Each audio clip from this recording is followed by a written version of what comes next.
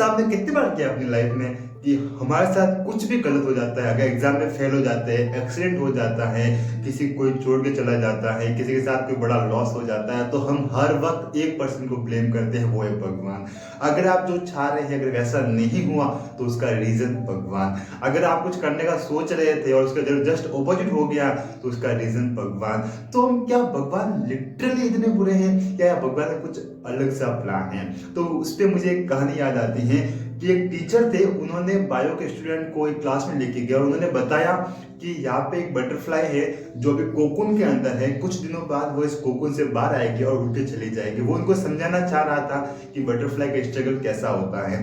तभी कुछ देर बाद जब टीचर आगे चले गए तो एक बच्चा वही रुका और उस कोकून को ध्यान से देखने लगा। फिर उसने सोचा कि ये कोकून इतना कड़क है तो ये बटरफ्लाई इतनी छोटी सी मामूली सी होती है, कैसे इस कोकून को तोड़ के बाहर आ सकती है। तो उसने सोचा कि क्यों ना मैं ही उस कोकून को तोड़ लेता हूँ, जिससे होगा ये कि बटरफ्लाई को थोड़ा कम एफर्ट करना होगा। तो वो लड़का कोकून को तोड़ देता है और वो आगे चला जाता है। अगले दिन जब वो वापस आता है तो देखता है कि कोकून पूरी तरीके से टूट चुका है और तितली बाहर आने ही वाली थी और जैसे ही बाहर आई उसके कुछ ही सेकंडों में वो तितली मर गई। अब वो लड़का काफी हैरानी से देखने लगा कि ये तितली मर कैसे गई। तो उसने यही सवाल अपने टीचर से पूछा कि टीचर, ये तितली बाहर आते ही मर कैसे गई, इसको तो उड़ना चाहिए था। तब टीचर ने उससे कहा, क्या तुमने कुछ किया इस कोकून के साथ में? तब उसने बच्चे ने साफ साफ सही सी बात कह दी कि हाँ टीचर, जब आप आगे चले गए तो मैंने कोकून को फोड़ दिया था, जिसकी वजह से मुझे लगा कि अब ये तितली आसानी से बाहर आ सकती है। तब टीचर ने कहा, यही तो तुम्हारी गलती है। फिर वो लड़का काफी सहमा और सोचने लगा कि इसमें मेरी कौन सी गलती है, मैंने तो उसका भला चाहने के लिए किया था। तब टीचर ने कहा, it's a god's desires, it is a god advice. What is the advice? कि भगवान चाहते हैं कि वह तितली खुद उस कोकून को तोड़ के उससे बाहर आए। इनका मतलब ये था कि अगर वो तितली अगर सर्वाइव करना चाहती है तो उसके पंख इतने मजबूत नहीं होते हैं कि वो हवा को चीर सके। तो होगा ये कि जब वो कोकून से बाहर आएगी तो उसको काफी स्ट्रगल करना पड़ेगा और जब तक वो स्ट्रगल नहीं करेगी तब तक वो बाहर नहीं आएगी। और जितना वो स्ट्रगल करेगी वो अपने पंखों को और फैलाती रहेगी उस कोकून को तोड़ने के लिए, और जितना वो पंखों को फैलाएगी उसके पंख उतने ही मजबूत होते जाएंगे। और पंख जितने मजबूत हो जाएंगे तो एक समय ऐसा आएगा कि वो कोकून, वो तितली अंदर ही बैठ के उस कोकून को तोड़ देगी और जब वो बाहर आएगी तब उसके पंख इतने मजबूत हो चुके होंगे कि वो उसका वजन उठा सके और हवा में बेखौफ उड़ सके।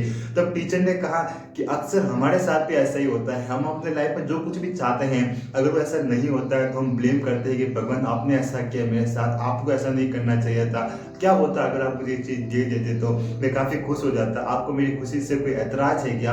ऐसी कई सारी नेगेटिव थॉट हम भगवान को बार बार कहते हैं और कहते हैं कि हमारे हर रीजन का ब्लेम सिर्फ भगवान है। भगवान ही नहीं चाहते कि हमारी लाइफ में कुछ अच्छा हो और इस तरीके से भगवान को कोसते रहते हैं। और दूसरी तरफ भगवान मुस्कुरा के कहता है कि तू सोच सकता है उतना जितनी तेरी औकात है और मैं दूंगा उतना जितनी मेरी औकात है, तो देख ले किसकी औकात ज्यादा है। तो आखिर में भगवान जो भी देगा, भगवान ने जो भी हमारी लाइफ में लिखा है, जैसे उन्होंने डिजाइन किया है वैसा होके रहेगा। तो अगर हम चाहते हैं कि कुछ चीज़ हमें जल्दी मिल जाए, ऐसा होने वाला नहीं है। और इसी वजह से हमारी लाइफ पे काफी हम एक इमेजिनरी वर्ल्ड में चले जाते हैं कि क्या होगा अगर हमारे साथ कुछ ऐसा हो जाए, तो क्या होगा अगर हमें वो मिल जाए। तो हम यही सोचते रहते हैं कि हमें वो मिल जाए, वो मिल जाए, वो मिल जाए, वो मिल जाए, और उसके लिए एफर्ट मारने लगते हैं।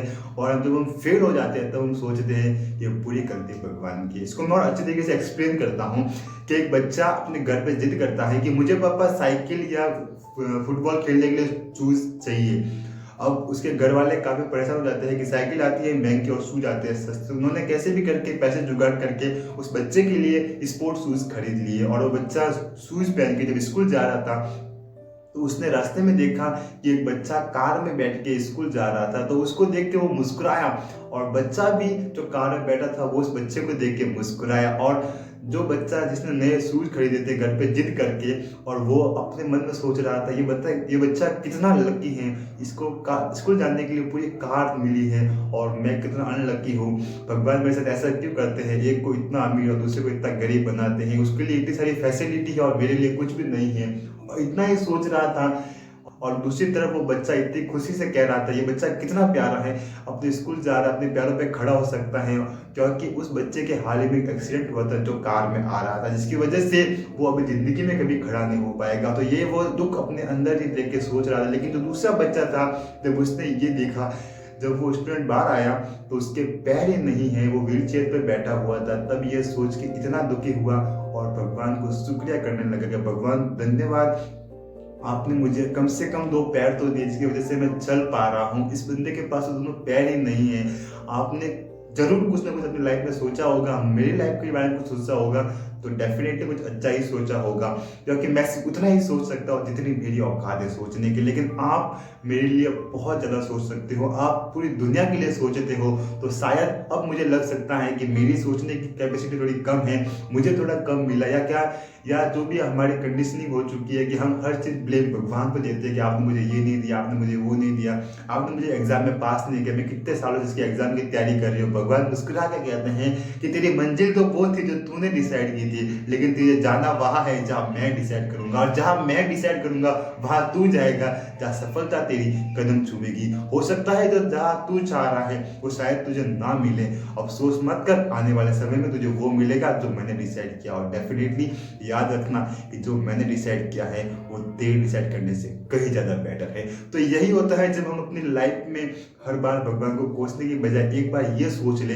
और अपने आप से ये कह दे कि क्या पता भगवान ने मेरे लिए कुछ और लिखा हो, क्या पता भगवान ने मेरे लिए इससे बेटर कोई अपॉर्चुनिटी रखी हो आगे, तो अब मैं अपनी लाइफ को यही एंड क्यों करूं। तो बहुत सारे स्टूडेंट जब ऐसे डाउन फेज से गुजरते हैं तो वो बहुत सारी मतलब ऐसी ऐसी हरकतें करते हैं जिसकी वजह से उनको अपने जीवन से हाथ धोने पड़ सकते हैं। तो मैं नहीं चाहता कि ऐसा कोई बच्चा या कोई पेरेंट्स हो ऐसे जो किसी डाउन फेज से गुजर रहे हैं और वो चाहते हैं कि उनको भगवान ऐसा क्यों करे, उनके साथ इतना इतना बुरा टाइम क्यों दे रहे हैं। तो एक बात हमेशा याद रखना कि हमेशा बुरा टाइम अच्छे खिलाड़ी को ही मिलता है। और यही होता है जब आप भगवान पे इतना बिलीव कर लेते हैं कि जो भी भगवान करेगा वो अच्छा ही होगा, मुझे सिर्फ इतना करना है कि जो मैंने डिसाइड किया है उस पर मैं अपना 100% दूँ, जो होगा जो नहीं होगा वो भगवान पे। गीता में भी कहा गया है कि कर्म करता था तो फल की इच्छा मत कर, मतलब फल एंड ऑफ द रिजल्ट वो होता है जो भगवान हमें अपने लिए देंगे। हम उसके लिए नहीं सोच रहे हैं वो चाहिए वो चाहिए,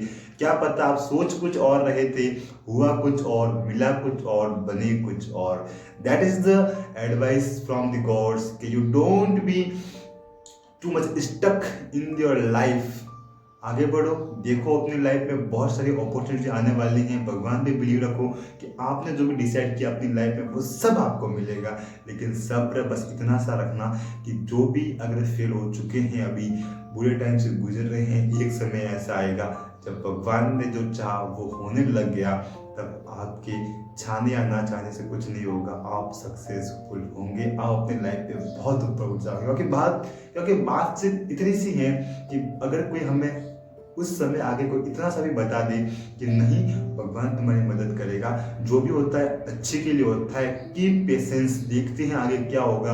क्योंकि जब आपने कुछ शुरू कुछ और किया था, करने कुछ और लगे, हुआ कुछ और, बना कुछ और, आज कुछ और हो।